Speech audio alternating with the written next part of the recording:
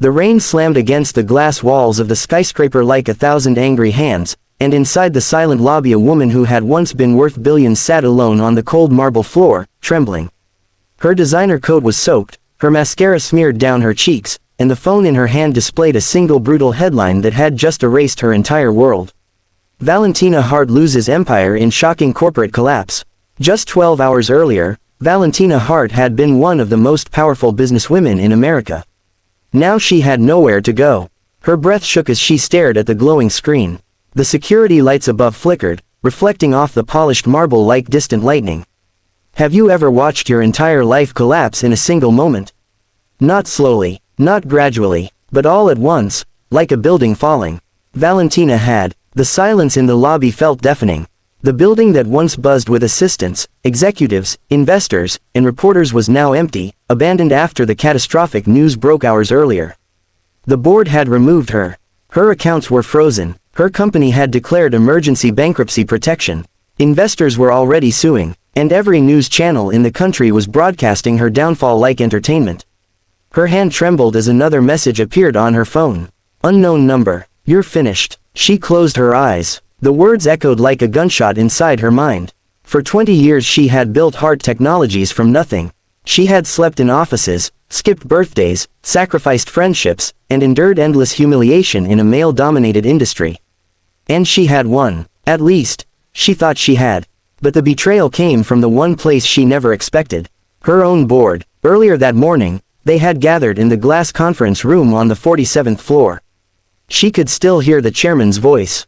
Cold, carefully rehearsed. Valentina, the board has voted to remove you as CEO effective immediately. She remembered standing there in stunned silence while 20 men avoided her eyes.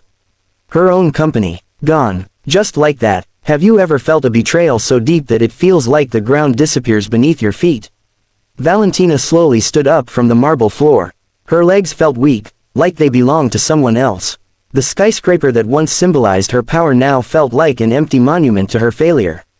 Most employees had already left the building hours ago. Some avoided looking at her. Others whispered. A few secretly filmed her on their phones. Because in the modern world, someone's worst moment always becomes someone else's content. She walked slowly toward the elevator. Her reflection in the mirror doors startled her. Her hair was messy, her face pale, her eyes hollow. The woman staring back no longer looked like the confident billionaire who had dominated business magazines and international conferences. She looked broken. The elevator doors opened with a soft chime, but before she could step inside, a quiet voice spoke behind her. "Ma'am, are you all right?" She froze. Slowly, she turned around. Standing near a janitor's cart was a man in a blue cleaning uniform. He looked to be in his mid-30s, maybe older. His hair was slightly messy, and dark circles rested under his tired eyes. In one hand he held a mop. In the other, a small lunchbox. He looked nervous, like someone who wasn't sure if he should have spoken. Valentina felt a sudden wave of embarrassment. Of all people to witness her collapse, it had to be the night janitor. "I'm fine," she said quickly. Her voice cracked. The man didn't move. Instead, he quietly walked closer. "My name's Daniel," he said gently. She didn't answer. He glanced at the news headline still glowing on her phone screen. Recognition flashed across his face.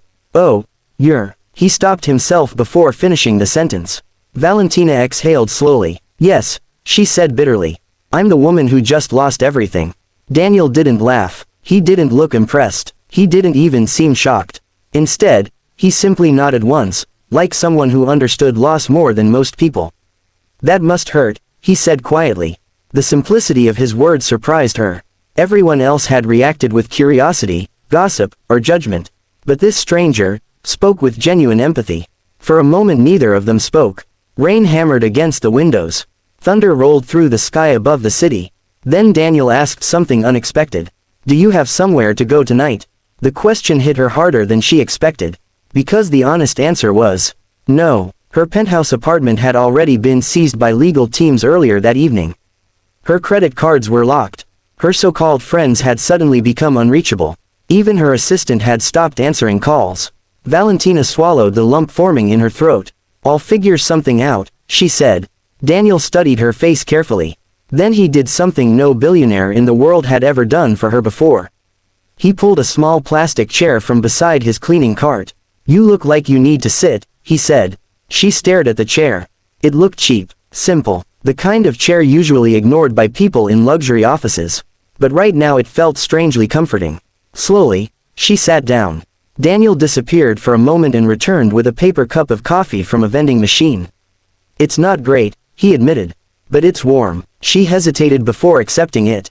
The coffee tasted terrible, but she drank it anyway. And for the first time since the disaster began, she felt a tiny sense of calm. "Why are you being nice to me?" she asked suddenly. Daniel shrugged. "Because you look like someone who needs kindness." The answer was so simple that it almost made her laugh. Kindness. That word didn't exist in the corporate world she came from. There, everything was strategy, competition, power. But this man with the mop and lunchbox spoke about kindness like it was the most normal thing in the world.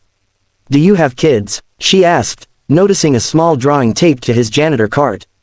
It showed a stick figure man holding hands with a little girl. Daniel smiled softly. "Yeah," he said. "One daughter." "How old?" "6. Something warm flickered in his eyes. "She's the reason I work nights."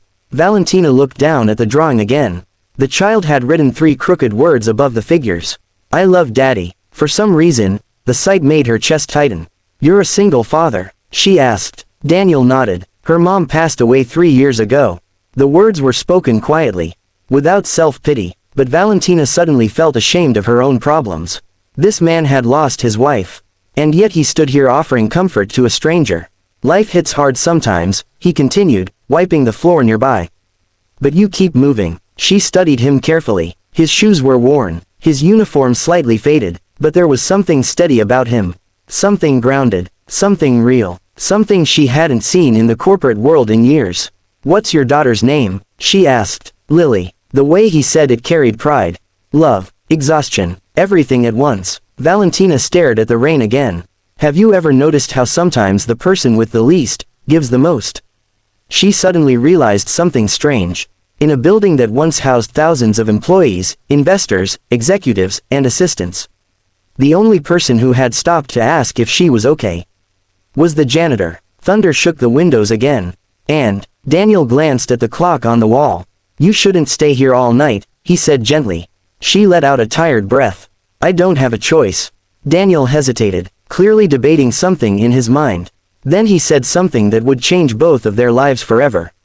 "Well, if you don't mind a small apartment and a 6-year-old who talks too much." He scratched the back of his neck awkwardly. "You could crash on my couch tonight." Valentina blinked. She thought she had misheard. "You're offering a billionaire a place to sleep?"